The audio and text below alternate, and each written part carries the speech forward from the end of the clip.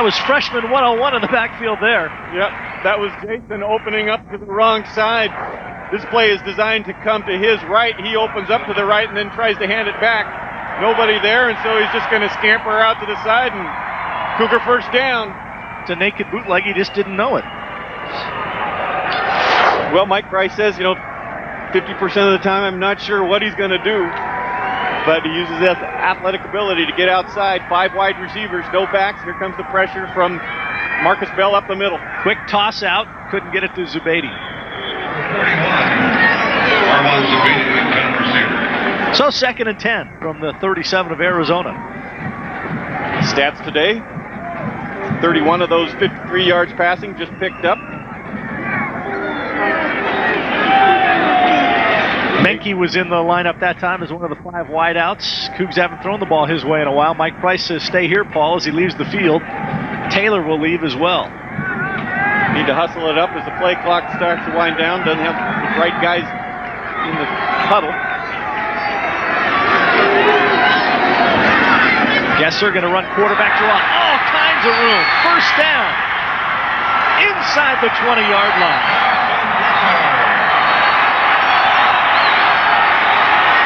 Earlier in the week, I talked with Dwayne Aquina, the secondary coach for the Wildcats. He's a Hawaiian. He recruits Hawaii. He says, I know if Jason's in there, we got to watch where he'll go because he'll pull it down and run, and that's what he did here.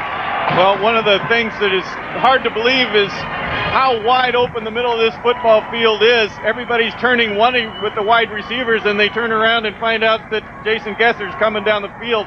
Pretty good hustle by Frazier to come down and catch him from behind. Hawaiian running down a Hawaiian. First down, Cougs at the 18. Here's Dion Burnett trying to bounce it outside. Room. Burnett to the 5. Down to the 4-yard line. First and goal, Washington State. Good job by the offensive line picking up the stunt. Watch on the outside. The end crashes, Tafoya crashes, and then Idris Haroun gets trapped. Would have liked to see Dion get into the end zone there, but Loudermilk made the touchdown-saving tackle. Now it's all offensive line. Full house. Meisen a second, third tight end. Chavies is in as well. Hawkins will get the carry, and the line might have surged him forward to about the 1-yard line. Not a lot of movement in the middle of that football field. You see Big Chavies, the freshman tight end, huge body, put in there to help move things off the pile, but Hawkins most likely used to set up a run. I wouldn't be surprised to see Jason. Second and goal from the 2.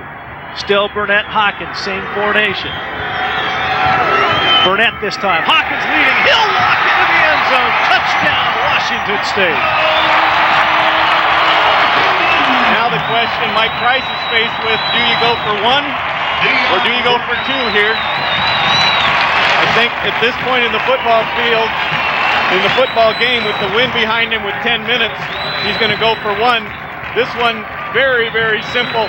Everybody inside. Marcus Bell gets cut down, but Burnett races to the outside for his touchdown here this afternoon, and now a very important extra point. Anderson, a little trouble with the hold, but he got it down, and that's 32 in a row now for Ryan Lindell. We are tied at 17. Last time these teams played here, we had overtime. Don't go away. Cougar football, Fox Sports Net Northwest. And he just wails on Trunk Candidate. That's the way to wrap up. That's definitely the way to wrap up and put down. So now another one of those odd formations by Arizona. Now they shift out of it. I think they're trying to do is get a mismatch with Northcutt.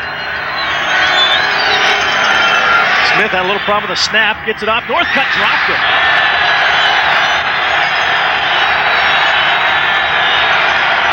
Smith wants to run it. Slips a tackle, has the first down. Into Cougar. Throw against this. Watch Steve Gleason come in, get picked up. Lamont Thompson again has another shot to make a big play, and that time Keith Smith is able to juke him, and Lamont's got a couple of no-hitters going there where those are huge plays. He's got to come up with those tackles. Usually a pretty sure tackler. I've seen him miss about 3 or 4 of them today. Very surprising. First down, Arizona. Smith wants to throw it. The big tight end candidate spins and gets the first. Candidate, nice little stutter step. Hold it. Caught by Northcutt. Again between 2 defenders. He got it out of bounds at the 6. Northcutt. Well, you got to give a lot of credit to Keith Smith here.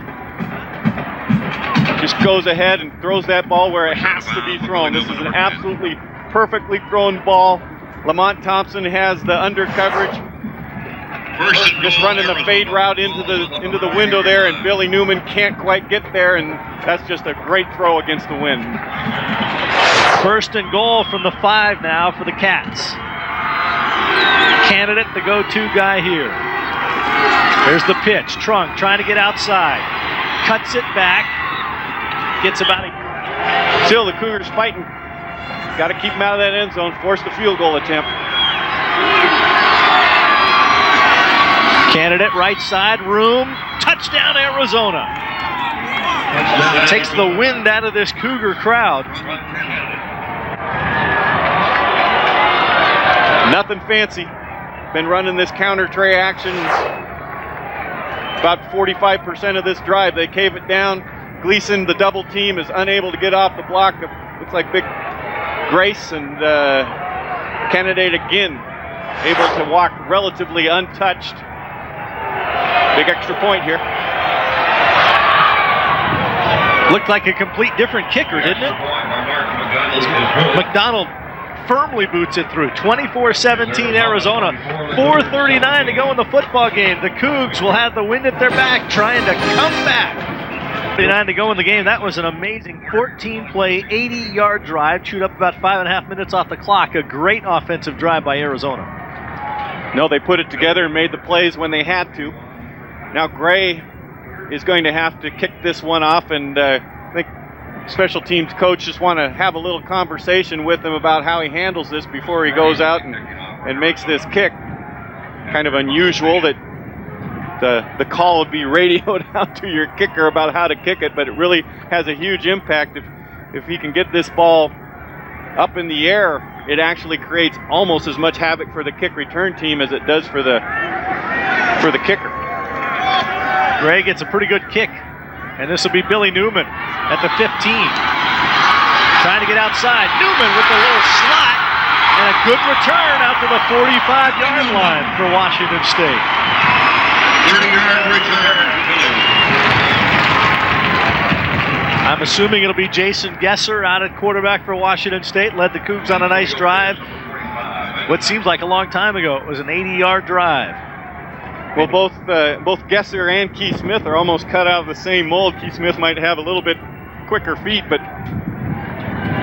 Jason did a good job the first series of moving it down the field and making some big plays on his own. Got the wind with him. That's the big difference right now. Short drop, guns it, it's batted, it's loose. Boy, Gesser almost had a chance to catch it, but Ryan Tujay was going to say none of that. I'm going to bat it down, make sure nobody catches it. We've seen a Cougar quarterback complete a pass to himself against Arizona. Drew Bledsoe did that down in Tucson for a touchdown. Yes, he did. I actually caught one of mine one time, right in the teeth. 2nd and 10, big play by the Cats to bat it down. Yeah, I'd like to see the screen here to Dion. Just get him the ball, get the ball in his hands. How about a draw? How about a draw? All kinds of room. Cuts it outside. Race to the end zone. Touchdown, Washington State.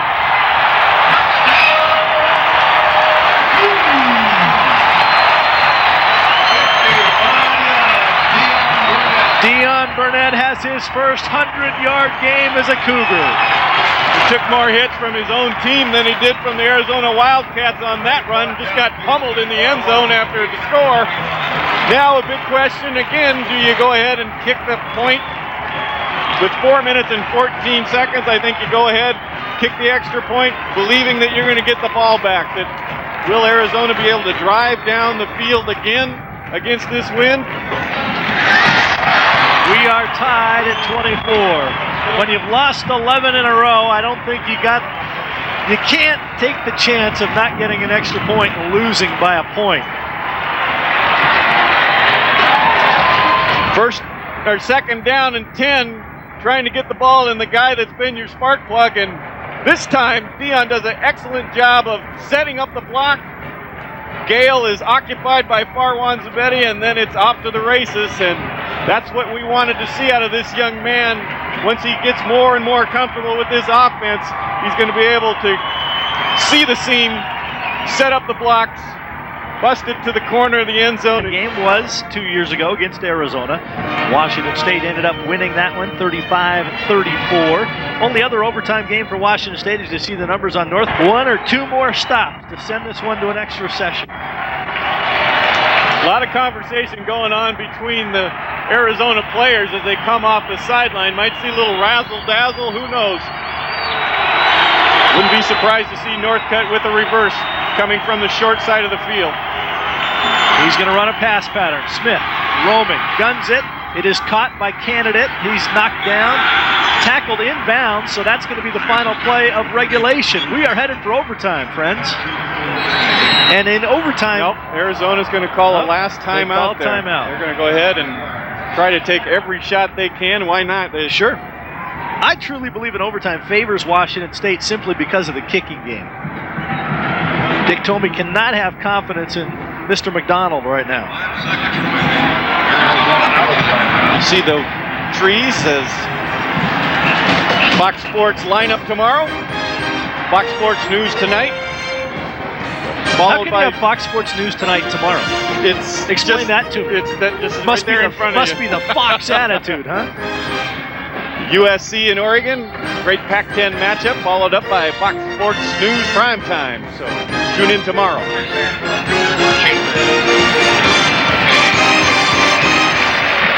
We've got a beauty here right now as 2 Pac-10 teams fighting it out. It's just a huge game. Is going to come in a wide receiver spot. So maybe the razzle-dazzle is him on a reverse and then throwing a pass. I could see the 2 players lining up beside him. Dennis Northcutt still trying to call the play as he goes wide to the top of your screen.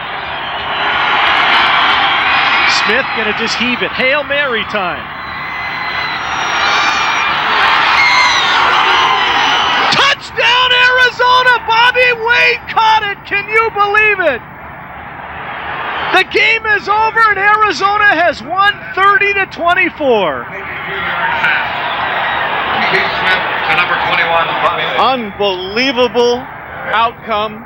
Coach Doba, the entire Cougar sidelines, fans are stunned by this unbelievable catch and throw by the Arizona Wildcats. The crowd is chanting something unfavorable, and it was very difficult to see because it looked like that ball had come down. Ortiz Jenkins leads the troop going down the sidelines. Let's see if this ball is indeed caught. A lot of indecision, a late call by the officials. Here's Wade down in the corner. He's going to go up over the top. He's on the ground there. And that ball came loose. Yep. That football came loose. It went through Ortiz Jenkins' hands, and it hit the ground. Well, you need the NFL instant replay. Cougs need to be able to challenge it. Take a look again. Well, this is just a heck of a throw, and Smith lets this go, and from this angle, it's going to be very difficult to see. But here comes Ortiz Jenkins. Well, you almost could call offensive interference, too, on Bobby Wade as he shoved Marcus Trufant out of the way. Well, there's 2 officials right there, and this official is blinded, but from the left side of your screen, there's an official that's got to come in and make this call, but that ball definitely bounces off of his arm, hits the ground, is loose, and that's a terrible blow to the Cougars because they didn't deserve that. They played hard enough to at least deserve a shot in the overtime. Unfortunately, the officials don't see it their way, and Ortiz Jenkins and the Cats are going to walk out of here with a win. Boy, what a heartbreaker for Washington State. They thought they were headed to overtime, thought they had a great chance to win this football game and end the losing streak, but Arizona on a Hail Mary that shouldn't have been defeats Washington State 30-24. For Cleet Casper and the entire Fox Sports Net Northwest gang, I'm Bud Namick. So long from Martin Stadium. The final score, Arizona wins it 30-24. Join us next time, 1:30. The Cougs host the California Golden Bears. Coming up next, more college football.